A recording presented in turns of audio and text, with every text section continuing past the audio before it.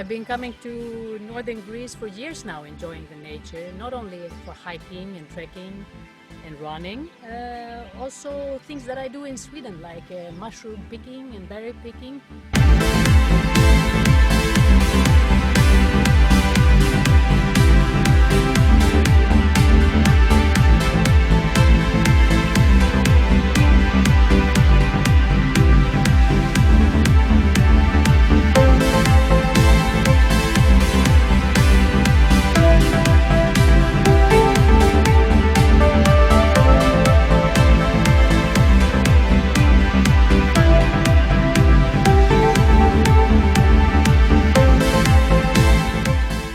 Well, I would bring anybody here. It's fantastic.